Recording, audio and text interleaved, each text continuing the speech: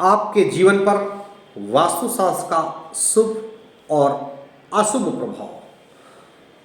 मनुष्य का स्वभाव उसका प्राकृतिक गुण है, अतः मनुष्य का स्वाभाविक गुण या प्रतिभा कैसे प्रकट हो, विकास कैसे हो, इसके लिए आवश्यक है कि वो ऐसे वातावरण, ऐसे परिवेश एवं ऐसी जगह पर रहे जिसका उसकी स्वाभाविक प्रवृत्ति या गुणों के अनुरूप हो, ताकि उसके सहज गुण प्रकट हो सके एवं विकास कर सके, उसकी कार्य में रुकावट नहीं हो एवं प्रकृति उसे पूरा पूरा सहयोग दे सके।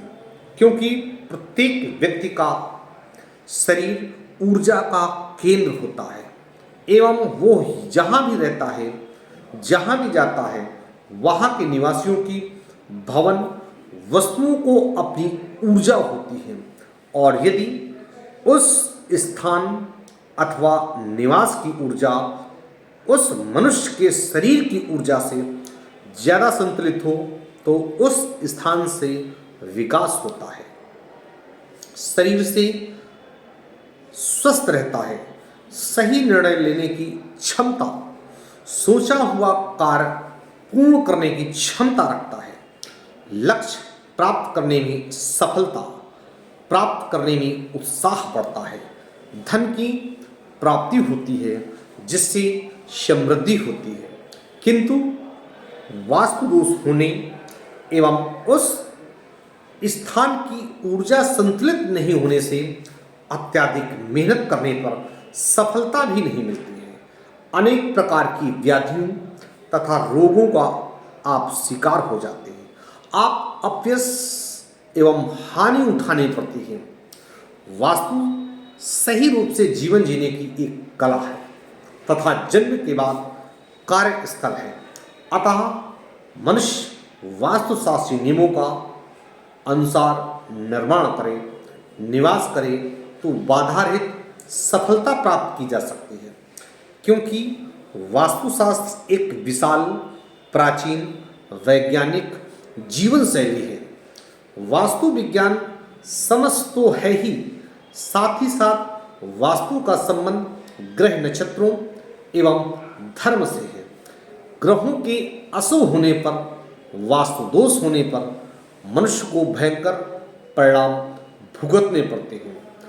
वास्तुशास्त्र के अनुसार पंचतत्वों पृथ्वी, जल, अग्नि, वायु एवं आकाश तथा वास्तु के विभिन्न अंग, नैऋत्य कोण, दक्षिण पश्चिम भाग यानी ईशान्य कोण, उत्तर पूर्व, आग्नेय कोण यानी उत्तर और पूर्वी कोण, फिर आता है आग्नेय कोण, दक्षिण पूर्वी कोण, वायव्य कोण, उत्तर पश्चिमी कोण एवं ब्रह्म स्थान यानी केंद्र को संतुलित करना अत्यंत ही आवश्यक है, जिससे आपके आप जीवन में सुखमय रहें एवं आने वाले भी खुशी अनुभव करें। वास्तु दोष होने पर गृह स्वामी, उसके निवासियों एवं परिवार के अन्य सदस्यों को विभिन्न प्रकार के रोग, आर्थिक हानि एवं मानसिक परेशानियों का सामना करना पड़ता है। भवन की दक्षिण पश्चिम भाग अथवा नैऋत्य कोण का संबंध पृथ्वी तत्व से होता है, अतः इसे ज़्यादा खुला रखना अशुभ होता है। क्योंकि स्थानों की तुलना में हल्का या खुला होने से उसके निवासियों को अनेक प्रकार की शारीरिक एवं मानसिक व्याधियों का शिकार होना पड़ता है। आपके परिवार में तनाव, निराशा एवं क्रोध उत्पन्न होता है तथा दक्षिण पश्चिम का भाग अन्य भागों से कटा हुआ होने पर निवास करने वालों को मधुमेह, चिंतन, अति चेष्टा, अति जागरूकता जैसी व्याधियां हो सकती हैं। और यदि दक्षिण का भाग बढ़ा हुआ है एवं नीचा है तो निवास करने वाली स्त्रियों को स्वास्थ्य पर विपरीत प्रभाव भी पड़ता है। यदि दक्षिण की अपेक्षा पश्चिम भाग अधिक बढ़ा हुआ एवं नीचा है तो निवास करने वाले पुरुषों की मानसिक स्वास्थ्य पर विपरीत प्रभाव पड़ता है। अतः वास्तुशास्त्र के अनुसार दक्षिण पश्चिम कोने को ना छोटा करें ना बड़ा करें एवं ना ही इसे खुला रखें, बल्कि इस स्थान को भारी रखें एवं अन्य कोणों से इसे ऊंचा रखें। गृह आवास के उत्तर पश्चिम भाग में वायव्य कोणों का संबंध वायु तत्व से होता है। वायु का प्राण से सीधा संबंध है, अतः इस संबंध को खुला रखना शुभ है। इस स्थान पर भारी सामान नहीं रखना चाहिए एवं ना ही भारी निर्माण कराना चाहिए, अन्यथा वायु विकार तथा मानसिक रोगों की संभावना रहती है। इसके धरातल का उत्तर पूर्व की अपेक्षा थोड़ा ऊंचा तथा दक्षिण पश्चिम से कुछ नीचा होना शुभ होता है। उत्तर का स्थान अधिक बढ़ा हुआ होने से कहीं ना कहीं स्वास्थ्य जैसी परेशानियां भी होती हैं। आप किसी भी कोने को बढ़ाने से आपको बचना चाहिए।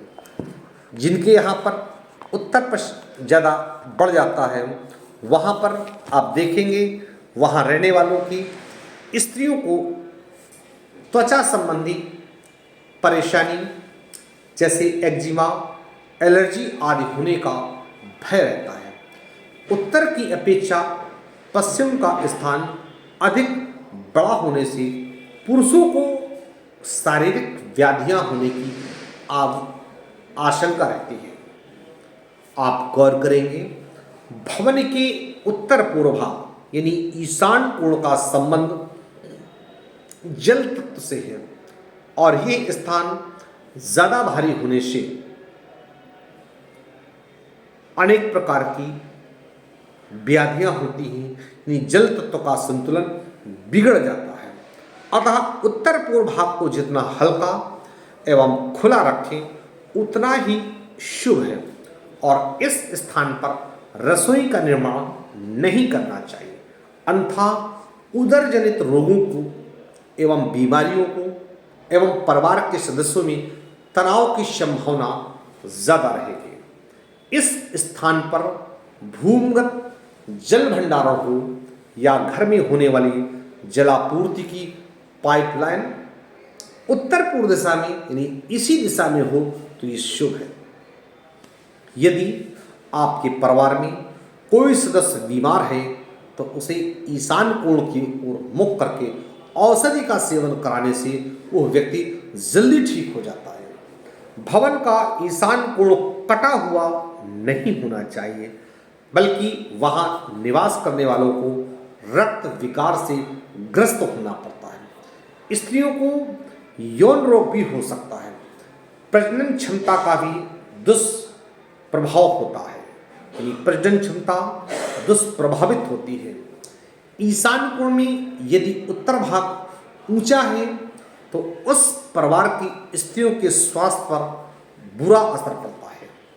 ईशान की पूर्व का स्थान ऊंचा होने पर पुरुषों के स्वास्थ्य पर बुरा असर पड़ता है। भवन की पूर्वी दक्षिण भाग आग्नेय कोण का संबंध अग्नि तत्व से है और इस स्थान पर रसोई निर्माण करके पकवान बनाना शुभ होता है, किंतु जल स्रोत अथवा जल भंडारण करने से उदर रोग एवं आंत संबंधित रोग, पित्त विकार होने की संभावना रहती है। दक्षिण पूर्व दिशा में यदि दक्षिण का स्थान अधिक बढ़ा हुआ है तो आपके परिवार की स्त्रियों को शारीरिक मानसिक कष्ट होते हैं। दक्षिण के स्थान की अपेक्षा पूर्व का स्थान बढ़ा हुआ है तो परिवार के पुरुषों को शारीरिक एवं मानसिक परेशानियों का सामना करना पड़ेगा।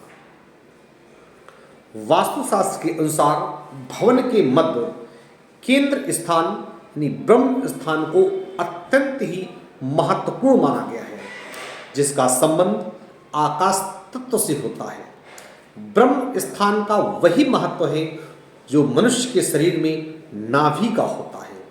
आकाश तत्व से संबंधित होने से इसे खुला रखना परिवार के लिए, विकास, स्वास्थ्य के लिए लाभकारी है। और इस स्थान पर किसी भी प्रकार की गंदगी होने से परिवार के सदस्यों को स्वास्थ्य संबंधी परेशानियां होती हैं। और इस स्थान पर शौचालय, सीढ़ियाँ, सेप्टिक टैंक आदि का निर्माण करने से अपयश, हानि और अनेक प्रकार की व्याधियाँ एवं श्रवण दोष पैदा होते हैं, विकास में रुकावट होती है। अतः इस स्थान को खुला रखना आवश्यक है और इस स्थान पर तुलसी का पौधा लगाने से आप अनेक व्याधियों एवं दोषों से आपको मुक्ति मिल सकती है। मैं कानपुर से पंडित दीपक पांडे, वास्तुशास्त्र विशेषज्ञ व ज्योतिषाचार्य, 9305 360 382।